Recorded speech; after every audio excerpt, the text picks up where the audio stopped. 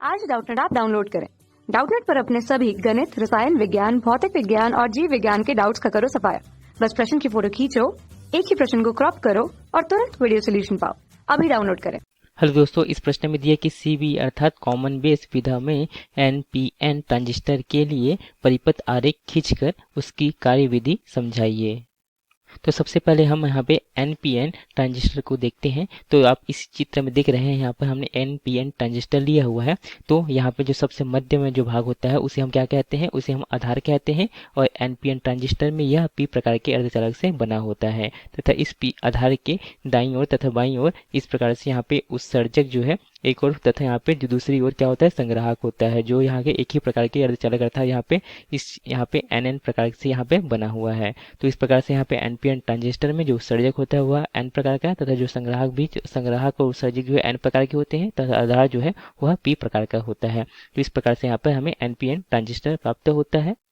अब इस चित्र से यह स्पष्ट होता है कि यहाँ पे जो संग्राहक की जो चौड़ाई होती है वह कैसी होती है, संग्राहक की चौड़ाई जो है वह सबसे अधिक होती है तथा यहाँ पे इसकी डोपिंग अर्थात जो अपमिश्रण हम मिलाते हैं वह भी यहाँ पे संग्राहक की सबसे अधिक होती है। उसके पश्चात जो डोपिंग और जो चौड़ाई है वह उत्सर्जक की होती है और सबसे अंत में यहाँ पे आधार की, अर्थात जो आधार है वह सबसे कम चौड़ाई वाला भाग होता है तथा इसकी जो डोपिंग भी होती है वह बहुत कम रखी जाती है। हम जानते हैं कि जो एन प्रकार के अर्धचालक होता है उसमें मुख्य आवेश वाहक क्या होता है, उसमें मुख्य आवेश वाहक होता है यहाँ पे इलेक्ट्रॉन होते हैं, जो मुक्त इलेक्ट्रॉन, तथा जो पी प्रकार का अर्धचालक होता है उसमें मुख्य आवेश वाहक क्या होता है, यह होल होता है। तो इस प्रकार से यहाँ पे जो एन तथा पी प्रकार में हम जानते हैं मुख्य आवेश वाहक तथा यहाँ पे जो एन प्रकार में जो अल्पसंख्यक आवेश वाहक क्या होंगे, इसमें होल होंगे तथा पी प्रकार में जो अल्पसंख्यक आवेश वाहक होते हैं वह इलेक्ट्रॉन होते हैं। हमें प्रश्न में दिया गया था सीबी विधा, अर्थात यह क्या होता है, यह होता है उभयनिष्ठ आधार विधा, जिसे हम कॉमन बेस अर्थात सीबी से प्रदर्शित करते हैं।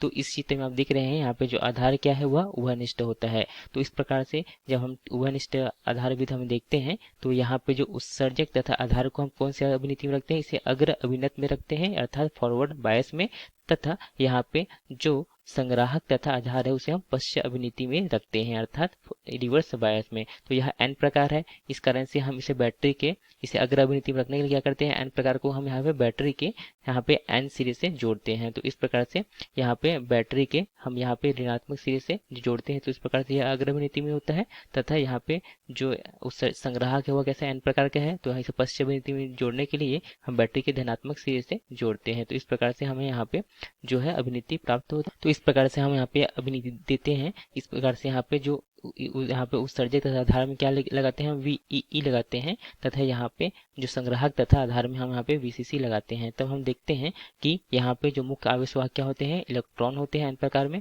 तो एन प्रकार में मुख्य आवेश वाहक इलेक्ट्रॉन जो होते हैं वह क्या होते हैं, जब यहाँ बैटरी के ऋण सिरे से जोड़ते हैं तो यहाँ पे जो इलेक्ट्रॉन जो होते हैं यहाँ किसकी ओर गति करने लगते हैं, आधार की ओर गति करने लगते हैं। तो इस प्रकार से यहाँ पे आधार की ओर गति करने लगते हैं। तो यहाँ पे जो मुख्य होल, यहाँ पे जो आधार में मुख्य आवेश वाहक क्या होते हैं, होल होते हैं। तो कुछ जो है यहाँ पे पुनः संयोजित हो जाते हैं अर्थात यहाँ पे पुनः सहसंयोजक बनकर निर्माण कर लेते हैं तथा अधिकांश जो इलेक्ट्रॉन है वह किस ओर चले जाते हैं, यह एन की ओर चले जाते हैं अर्थात संग्राहक की ओर चले जाते हैं तथा यहाँ पे कुछ जो इलेक्ट्रॉन है वह यहाँ पे आधार धारा का निर्माण करते हैं। तो इस प्रकार से जो इलेक्ट्रॉन जो है इधर इस बैटरी के धनात्मक सिरे की ओर आने लगते हैं, जिसके कारण से यहाँ पे जो धारा प्रवाहित होती है वह क्या धारा प्रवाहित होगी, यहाँ पे आधार धारा प्रवाहित होती है।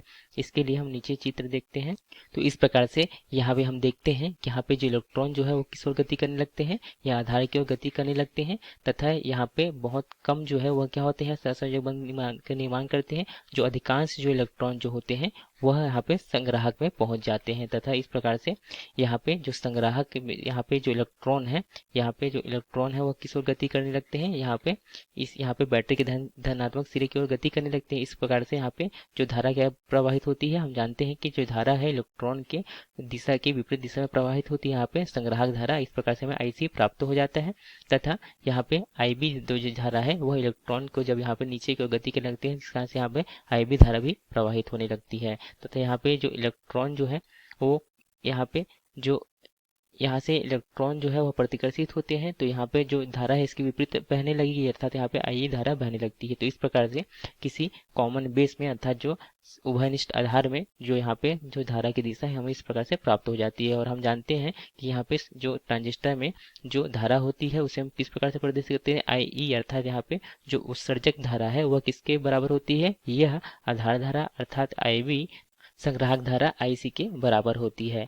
तो जब भी हम ट्रांजिस्टर में देखते हैं तो ट्रांजिस्टर में यहाँ पे जो धारा होती है IB का मान हम यहाँ पे न्यूनतम रखते हैं, IB का मान यहाँ पे लगभग बहुत कम होता है, या IB का मान बहुत कम होता है, तथा यहाँ पे जो IE जो IC धारा जो होती है लगभग यह धारा होती है IE के बराबर, जिसके कारण से यहाँ पे जो धारा लाभ तथा वोल्टेज लाभ तथा जो शक्ति लाभ जो हमें अधिक प्राप्त होती है। तो इस प्रकार से हमने यहाँ पे देखा उभयनिष्ठ आधार में NPN ट्रांजिस्टर के लिए, यहाँ पर हम इसके कार्यविधि को समझा। धन्यवाद। कक्षा 6वीं से 12वीं से लेकर नीट, IIT, JEE वो एडवांस के लेवल तक 1 करोड़ से ज्यादा छात्रों का भरोसा। आज ही डाउनलोड करें डाउटनेट ऐप या व्हाट्सएप करें अपने सारे डाउट्स 8400 400 400 पर।